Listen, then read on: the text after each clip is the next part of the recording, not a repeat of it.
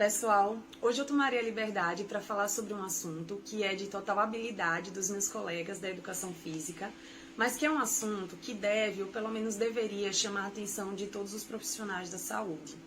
Eu estou falando do comportamento sedentário, também conhecido como sedentarismo, que na verdade é o hábito de ficar muito tempo em um estado de repouso. Das 24 horas do seu dia, a grande parte do tempo você está sentado ou em uma condição de conforto e ou inatividade física. Esse sedentarismo é um fator de risco ainda maior que a própria obesidade para a mortalidade por qualquer doença. O sedentarismo é um fator de risco para a própria obesidade. O nosso corpo consegue lidar com a vida moderna até certo ponto. Vida moderna que eu falo é a tecnologia toda que faz a gente ficar o tempo todo sentadinho, como por exemplo o celular. Mas isso é somente enquanto ainda somos jovens, e olhe lá. Tem um momento que o nosso corpo vai ficando enferrujado, principalmente se não temos uma boa alimentação, por exemplo. O que acontece é o seguinte: a atividade física e os exercícios no seu dia a dia influenciam o que chamamos de balanço energético, ou seja, esse balanço entre o que a gente come de energia e o que a gente gasta de energia. Se a gente come mais do que gasta, a gente ganha peso. Se a gente come menos do que gasta, a gente perde peso. Se a gente come parecido que gasta, mantém. Matematicamente é assim. Óbvio que tem muitos fatores que tornam essa relação mais complexa, mas aqui é só uma contextualização exclusiva para esse vídeo, tá? Bom, esse ajuste energético que o exercício promove coloca todo o nosso corpo em teste, ou seja, é um desafio para o nosso corpo organizar o funcionamento de todos os nossos órgãos quando estamos gastando mais energia do que comendo.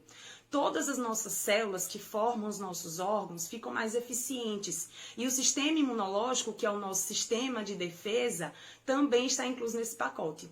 Enfim, quando a gente tem uma vida mais ativa, nosso corpo precisa se adaptar ao nosso ritmo. Senão a gente enfraquece e morre.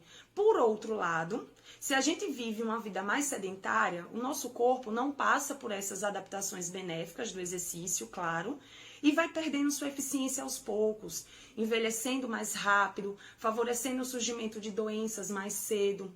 E falar de saúde gastrointestinal é também falar de um estilo de vida mais ativo. É até complicado pensar, né? Como é que contrair os meus músculos podem afetar o meu intestino e a minha microbiota intestinal? Mas a resposta é a mesma, o balanço energético.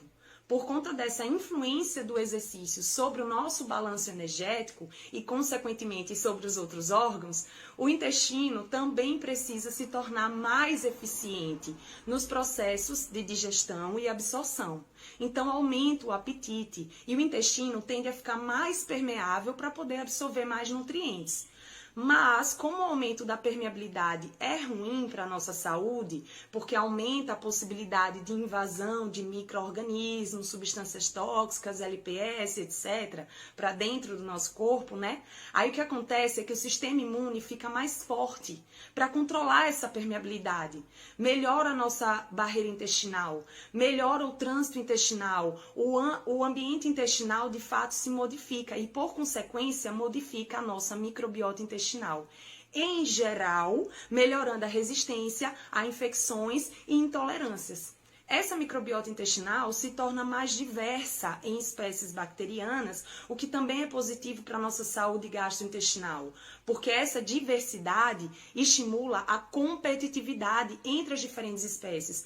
Todos nós temos bactérias patogênicas, tá? Em nosso trato intestinal. Mas essa competitividade é o que mantém essa microbiota equilibrada e resiliente. Por exemplo, depois de tomar um período de antibióticos, a pessoa que faz exercício há um bom tempo consegue mais rápido recuperar o equilíbrio dessa microbiota em comparação a uma pessoa sedentária. A pessoa sedentária pode sofrer com mais sintomas, com queda de imunidade e também com possíveis diarreias associadas ao uso desses antibióticos. Então é isso, pessoal. Em geral, Até quis falar sobre esse assunto porque a minha pesquisa de mestrado foi justamente sobre esse tema, o efeito do sedentarismo e do exercício físico aeróbio na microbiota intestinal de adultos jovens saudáveis, porém sedentários. E o sedentarismo tem um efeito sim, e do ponto de vista clínico é um efeito que podemos considerar negativo. Por isso, precisamos considerar o sedentarismo nas nossas condutas, porque ele também impacta em todas as áreas da saúde, assim como a alimentação. Mas claro, por favor, cada um dentro das suas capacidades, sem tomar a fala de nenhum outro profissional formado, né? Pelo amor de Deus.